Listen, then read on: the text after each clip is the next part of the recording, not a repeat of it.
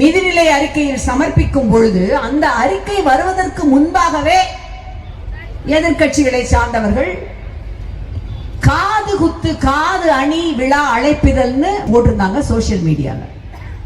அதாவது நிதிநிலை அறிக்கை என்ற பெயரில் நாம அத்தனை பேரும் சேர்ந்து அவங்களுக்கு காது குத்துறோமா.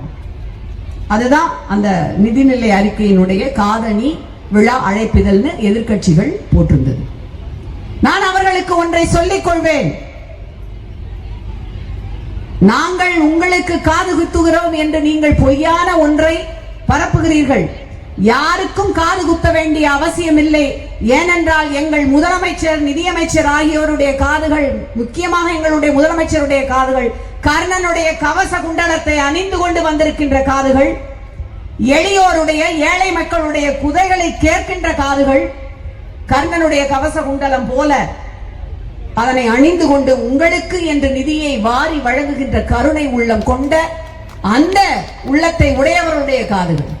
ஆகவே உங்களைப் போல பட்ஜெட் வாசிக்கப்படுவதற்கு முன்பாகவே பட்ஜெட் குறித்து கருத்து சொல்லுகின்ற சிறுபிள்ளைத்தனம் எங்களுக்கு கிடையாது. ஒன்றிய அரசாங்கம் பட்ஜெட் வாசிக்கப்படுவதற்கு முன்பாகவே இங்கே நீங்கள் இது சிறந்த பட்ஜெட் என்று அதற்கு சர்டிபிகேட் தருகிறீர்கள்.